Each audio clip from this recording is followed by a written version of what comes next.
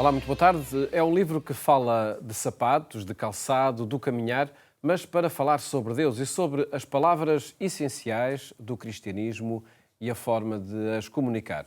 O autor, o padre José Miguel Cardoso, trabalha no Dicastério para a Cultura e a Educação, no Vaticano, mas está hoje connosco para falar da obra que é editada pela Paulus.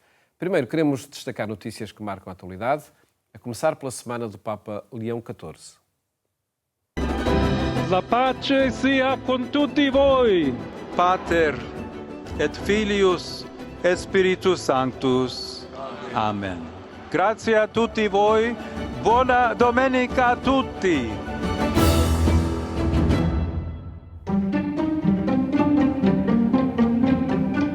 Leão XIV, o Papa mais jovem do século XXI, completou este domingo 70 anos de idade, num dia celebrado de forma especial por milhares de pessoas na Praça de São Pedro, que se uniram num enorme coro para cantar os parabéns ao Papa, acompanhados por várias faixas de felicitações.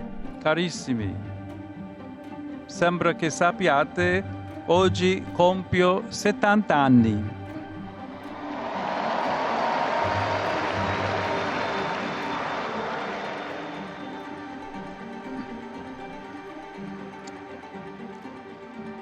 Rendo grazie al Signore, ai miei genitori e ringrazio quanti hanno avuto un ricordo nella preghiera.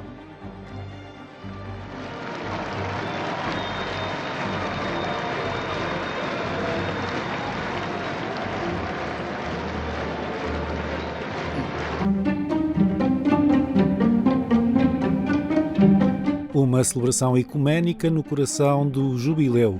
Dezenas de representantes de várias igrejas cristãs uniram-se ao Papa para evocar mais de 1.600 novos mártires e testemunhas da fé mortos no século XXI. Os participantes acenderam uma lâmpada ao ler a história destes mártires contemporâneos que deram a sua vida em nome de Cristo. Non vogliamo dimenticare, vogliamo ricordare. Lo facciamo certi che, come nei primi secoli, anche nel terzo millennio il sangue dei martiri è seme di nuovi cristiani. Vogliamo preservare la memoria insieme ai nostri fratelli e sorelle delle altre chiese e comunioni cristiane. Desidero quindi ribadire l'impegno della Chiesa Cattolica a custodire la memoria dei testimoni della fede di tutte le tradizioni cristiane. Penso alla forza evangelica di Sor Dorothy Stang, impegnata per i senza terra in Amazzonia, a chi si apprestava a ucciderla chiedendole un'arma.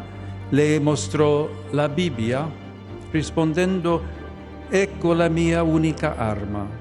Gli esempi sarebbero tanti, perché purtroppo, nonostante la fine delle grandi dittature del Novecento, ancora oggi non è finita la persecuzione dei cristiani, anzi, in alcune parti del mondo è aumentata.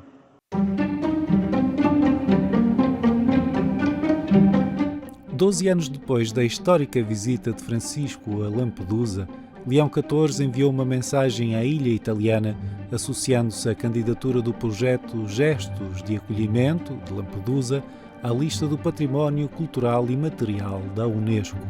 O Papa reforçou a necessidade de superar a indiferença perante quem sofre no Mediterrâneo. La globalizzazione dell'indifferenza che Papa Francesco denunciò proprio a partire da Lampedusa sembra oggi essersi mutata in una globalizzazione dell'impotenza. Davanti all'ingiustizia e al dolore innocente siamo più consapevoli, ma rischiamo di stare fermi, silenziosi e tristi, vinti dalla sensazione che non ci sia niente da fare. Cosa posso fare io davanti a mali così grandi? La globalizzazione dell'impotenza è figlia di una menzogna. Che la storia sia sempre andata così. Che la storia sia scritta dai vincitori. La pace sia con tutti voi. Pater et Filius et Spiritus Sanctus. Amen. Grazie a tutti voi. Buona domenica a tutti.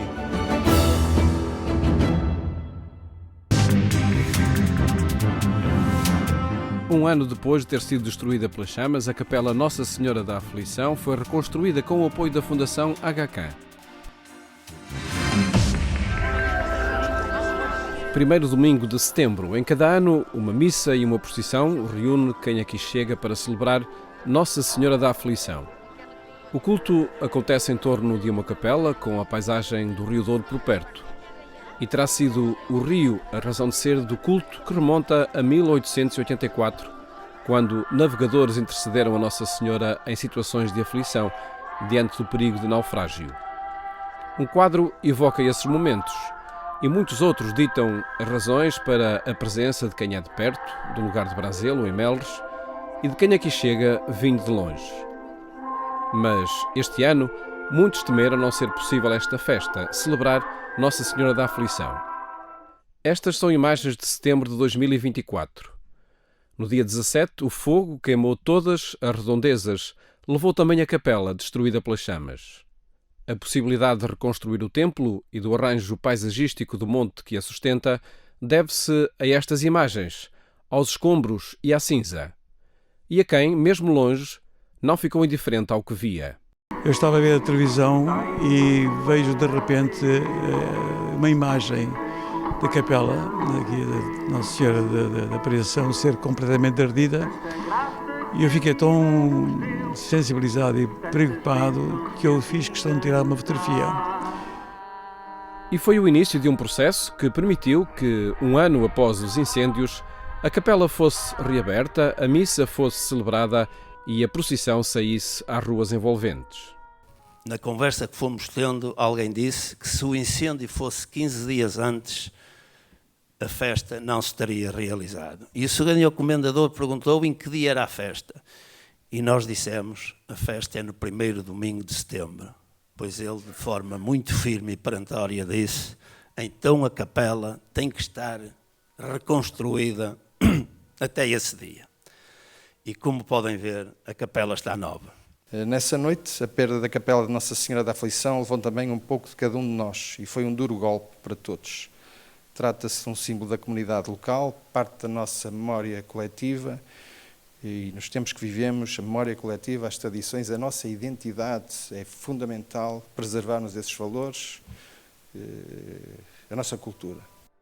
Contactos com o Governo, as entidades autárquicas, a Diocese do Porto e a família proprietária colocaram em andamento o apoio da rede HK para o desenvolvimento. E foi um sonho que ficou realizado, o facto de ano passado ter tido esta celebração e conseguiu-se este ano repetir, mas é importante salientar que isto deve-se ao facto de a dedicação de todas as pessoas envolvidas, das aldeias, digamos aqui do grupo, das empresas, tudo que foi aqui da zona e que fizeram com que isto no curto prazo de tempo ficasse pronta a tempo de poder fazer esta linda cerimónia. Uma cerimónia de reabertura da capela que contou com a presença do príncipe Ali Mohammad HK, da rede HK para o desenvolvimento, que ativou a parceria com a autarquia que tornou possível a reconstrução do templo. The restoration is not only of great importance to the local community and those that worship here, but it also symbolizes the solidarity between the Ismaili Imamate, the Catholic Church, and our respective institutions. It is also a testament to the strength of the bond between the Ismaili Imamate and the Portuguese Republic, a bond anchored in the shared values of respect for human dignity, for pluralism, and for a commitment to bring hope and opportunity to all peoples, regardless of faith or origin. Colaboração entre uma confissão religiosa islâmica e a Igreja Católica a sinalizar a possibilidade do diálogo interreligioso que acontece também no âmbito deste projeto. Muita gente me tem perguntado o que leva uma instituição com uma religião diferente da nossa a recuperar um templo da Igreja Católica. Pois bem, aquilo que eu digo é que em todas as religiões há gente muito boa. Isto, no fundo, é um diálogo interreligioso em ação, em vez de serem palavras. cooperação e trabalho das empresas envolvidas permitiu que, em pouco tempo, o espaço de culto fosse devolvido à família e a quantos têm por devoção Nossa Senhora da Aflição. A reabertura desta capela simboliza mais do que a recuperação de um edifício.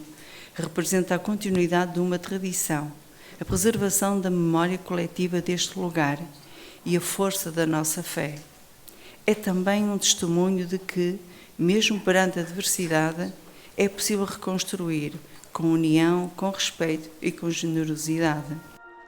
O resultado da reconstrução é visível na capela e no espaço que a envolve, que faz deste local uma possibilidade de culto não só no dia da festa. Aprendi com os meus pais, fiéis depositários e verdadeiros curadores da capela de Nossa Senhora da Aflição, a ter as portas abertas a toda a comunidade, proporcionando um refúgio espiritual a todos e para todos. It is my hope that this chapel will continue to hold a special place in the hearts of its worshippers for many years to come. Let it stand as a reminder of the bonds that unite us and of the responsibility that we all share to preserve our pluralistic and collective heritage.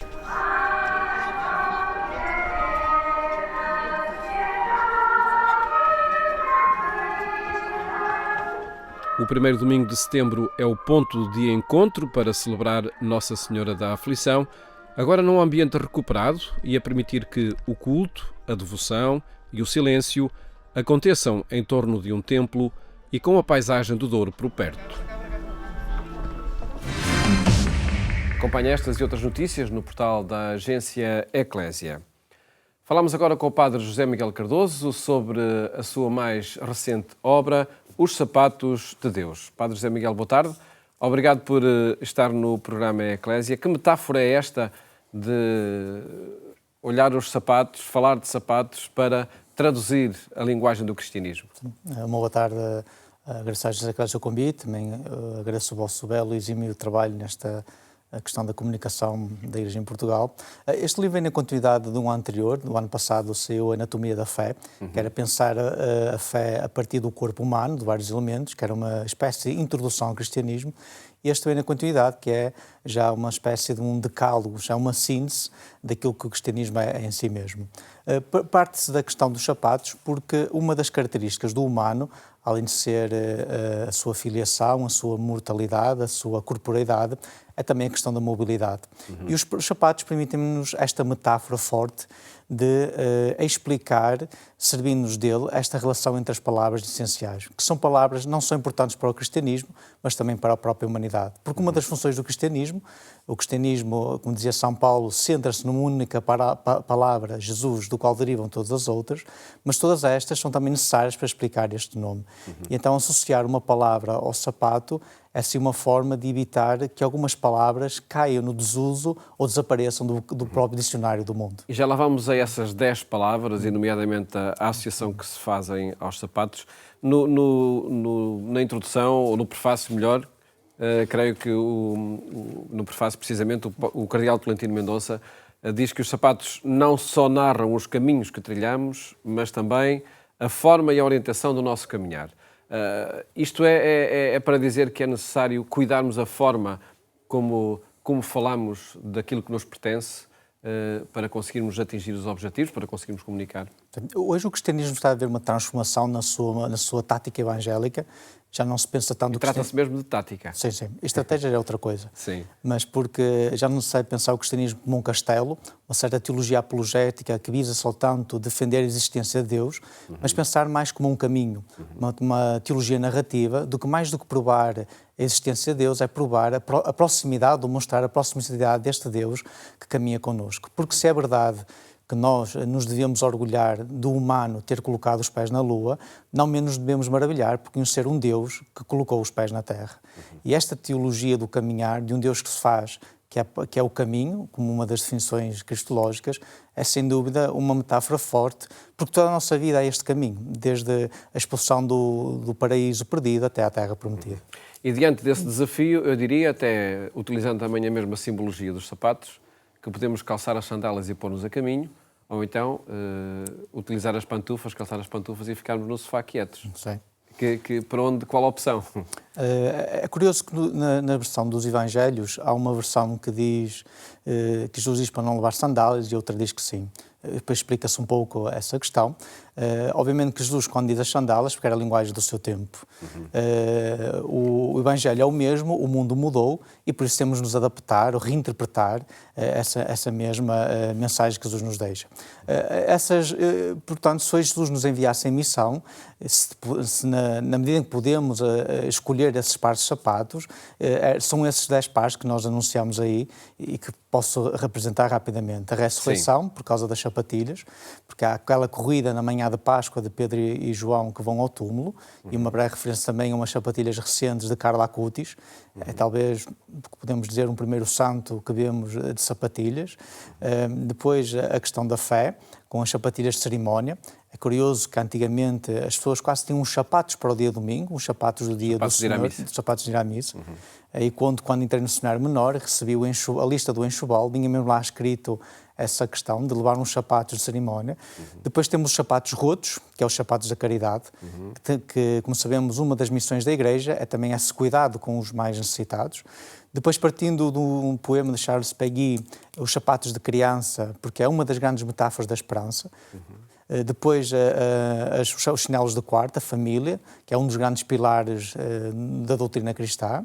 Depois, as botas de trabalho, que é a Igreja, que é esta grande comunidade alargada que tem este trabalho pastoral de anunciar e antecipar o reino de Deus. Depois, temos o silêncio com os chinelos de praia, porque é esse tempo de férias, esse tempo de escuta. Temos também as galochas, que é um tema urbano que se impôs à própria Igreja, que é a questão da ecologia, e todo este discurso que temos associado, com o Papa Francisco, com a sua encíclica Laudato Si. Depois temos 2 sapatos finais, um pouco estranho, mas necessário, que é os sapatos de palhaço, com o humor, um pouco na linha do encontro que tivemos há 2 anos do Santo Padre com os humoristas, em que se tenta também recuperar o tema do humor, da alegria, como veículos da santidade, e depois, como não podia deixar de ser, terminar com os sapatos daquela que é um modelo de todos nós, Maria.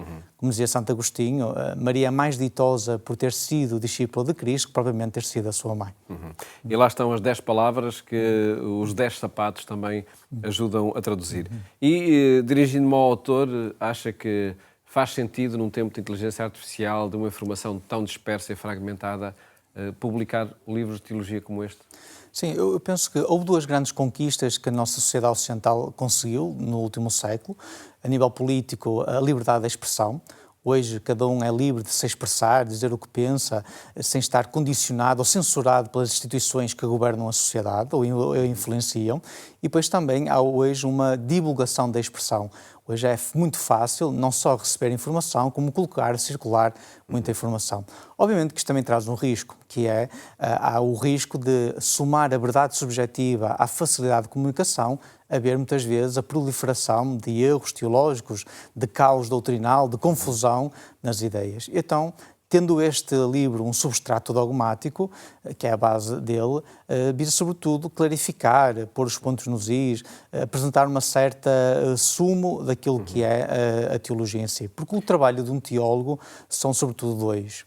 O segundo é aquele trabalho mais académico, universitário, científico, de pedagogia e investigação, segundo a metodologia própria da universidade. E o primeiro trabalho do teólogo, o principal, é este, que é um dever de tradução e explicação. Isto é, de reinterpretar constantemente o mistério de Deus e depois o dever de o explicar numa linguagem simples, acessível, alcançável à maioria das pessoas possível. E o livro, já nessa lógica, está escrito dessa maneira. Visa uma linguagem simples, uma abundante bibliografia, não só para justificar o que se diz, porque é necessário, mas também servir de ponte para as pessoas que o leem possam aprofundar, seguir outros caminhos, e depois está dividido em 10 temas estruturados para um uso polivalente, seja a leitura pessoal, seja depois para ser usado nos debates culturais, na formação cristã de adultos, por aí fora. Eu penso que, em suma, o livro é um calque-norre teológico, é um sumo, uma síntese. Depois, como dizia o filósofo David Hume, os erros da filosofia são ridículos, mas os erros da religião são perigosos. E por isso temos de ter muito cuidado. E este livro ajuda a ir também ao essencial do que é a fé cristã, que celebramos agora os 1700 anos do Concílio de Niceia, onde aí foi proclamado. Sim, uma das muitas coisas que Niceia nos ofereceu, além dos conteúdos, é curioso também nos ofereceu uma nova metodologia. Uma das novidades do Concílio foi introduzir termos não bíblicos num discurso oficial e normativo da Igreja. E isto reforça a ideia de que precisamos das palavras e de outras palavras para explicar as nossas palavras. Niceia tinha os desafios do seu tempo e hoje penso que o cristianismo tem alguns desafios que não pode abdicar de os enfrentar. Em primeiro, há um desafio metodológico, diante da agressividade do positivismo científico, isto é, de reaprender a dialogar com a ciência empírica, evitando que ela produza demasiadas verdades eternas e irreversíveis, que muitas vezes se sufoca a si próprio. Depois há um certo desafio cultural, no chamado pós-cristianismo, em que hoje vemos muita gente a citar, a usar a mensagem do Evangelho, os valores cristãos, mas a separar o conteúdo da fonte, isto é, fala-se muito daquilo que a Igreja propaga, anuncia, mas desvinculada de Cristo, e depois podemos chegar àquela frase que Papa Francisco dizia muitas vezes, de um Deus sem Cristo, um Cristo sem Igreja, uma Igreja sem povo.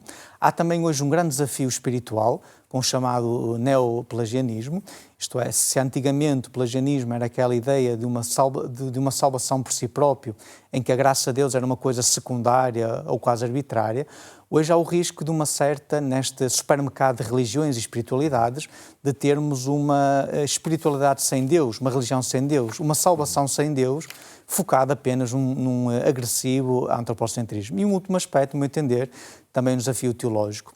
Hoje temos o risco de uma teologia low cost, uma teologia a baixo preço, sem esforço, sem militância, sem praxis, sem efeito na vida comum das pessoas, desfazendo este buraco entre a teoria e a prática, que foi uma das grandes conclusões do Congresso Internacional de Teologia que tivemos no Dicastério no ano passado, sobretudo de aproximar estas duas vertentes da teoria e da praxis, que são sem dúvida estes os desafios que temos de enfrentar a partir de hoje. E são razões para ler este livro, Os Sapatos de Deus, do Padre José Miguel Cardoso, que agradeço ter estado aqui no programa Eclésia a apresentar e que deixamos o convite para os nossos telespectadores para olharem um livro editado pela Paulus Editora. Muito obrigado, Padre José Miguel, por ter estado no programa Eclésia.